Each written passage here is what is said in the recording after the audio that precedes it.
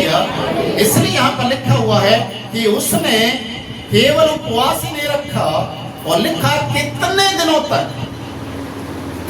दिनों तक वो आंसू बहाते रहा, रोते रहा, उपवास करते रहा, और एक ही प्रार्थना को किया, प्रभु तू देख ले, कोई ऐसा प्रबंध कर, कोई ऐसा रास्ता खोल ताकि तेरे लोगों की दशा एक आदर के योग्य हो जाए।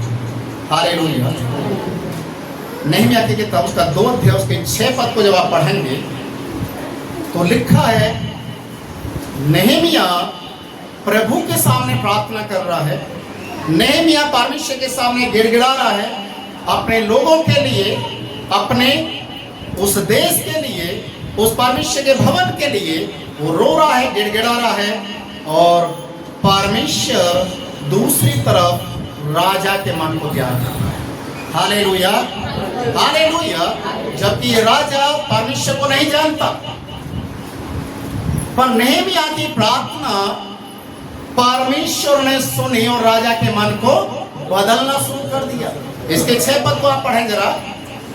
तब राजा ने, जिसके पास रानी भी बैठी थी, मुझसे पूछा, तू कितने दिन तक यात्रा में रहेगा और कब लौटेगा?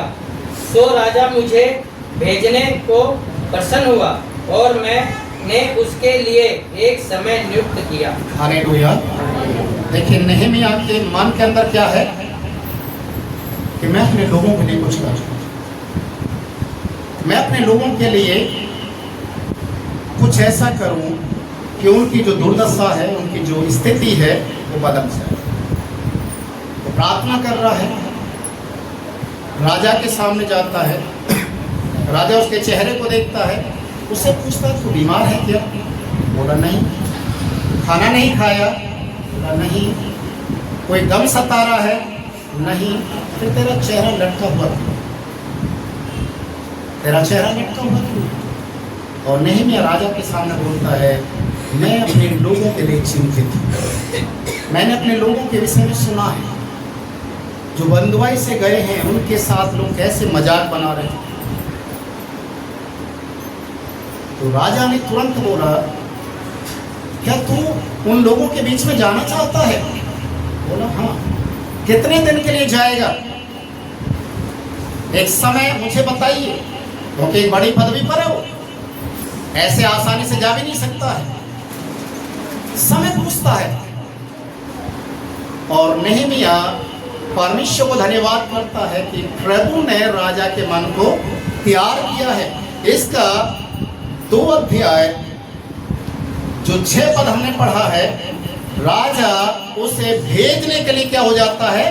तैयार हो जाता है। और इसके 11वें पद में उस विजन को लेकर नहम्याह आगे की ओर कदम को बढ़ाता है। 2 का 11 भी पढ़ें। जब मैं यरूशलेम पहुंच गया, अब वहां 3 दिन रहा। नहम्याह यरूशलेम की ओर जाता है और वहां पर वो कुछ समय बिताता है और वहां का सर्वे करता है। और उसके बाद जो एक बड़ा कार्य होता है वो ये होता है कि नहम्याह 3 अध्याय जब आप पढ़ेंगे तो यहाँ पर लोग नहम्याह के साथ खड़े हो जाते हैं अपनी जिम्मेदारी को उठाने के लिए। इसके पहले पद से आप पढ़ेंगे तो यहाँ पर 3 अध्याय का पहला पद से, तो यहाँ पर आप इस चीज को देखेंगे कि किस तरीके से नहम्याह उस यरूशलेम की दीवार को बनाने के लिए निर्णय लेता है और उसके साथ लोग जुड़ना शुरू हो जाते हैं। Hallelujah, hallelujah. अपने अपने घर के सामने की दीवार को लोग बनाना शुरू करते हैं। जब आप 3 अध्याय को पूरा पढ़ेंगे तो आपको मालूम चलेगा किस तरीके से इन लोगों ने उस दीवार को बनाना शुरू किया। जो जिसके घर के सामने दीवार थी वो खड़े हुए, उन्होंने अपनी कमर को कसा। दुश्मन भी बहुत थे, उनको मजाक में उड़ाने वाले बहुत थे, काम को रुकवाने वाले बहुत थे, पर लोग अपनी अपनी तलवारों को बांधकर कमर में रात में और दिन में काम करना शुरू किया। और ये एक अपने आप में एक बहुत बड़ी बात है कि ये यरूशलेम की सारी दीवार जो टूटी हुई थी, उसके जो फाटक जले हुए थे, वो कितने दिन में बनकर तैयार हो गया? इसका 6 अध्याय निकालेंगे। नहमिया 6 अध्याय, उसके 15 पद से आप पढ़ेंगे, 15 से 17।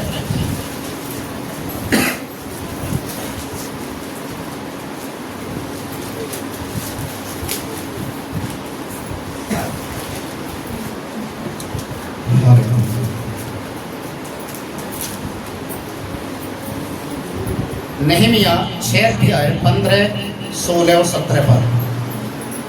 एलूल महीने के 25वें दिन को अर्थात 52 दिन के भीतर शहर पनाह बन गई। जब हमारे सब शत्रुओं ने यह सुना, तब हमारे चारों ओर रहने वाले सब अन्य जाति डर गए और बहुत लज्जित हुए, क्योंकि उन्होंने जान लिया कि यह काम हमारे परमेश्वर की ओर से हुआ। उन दिनों में भी यहूदी रईसों और तोबिया के बीच चिट्ठी बहुत आया जाया करती थी। यहाँ पर लिखा है ये पूरी यरूशलेम की दीवार कितने दिन में बन गया? कितने दिन में?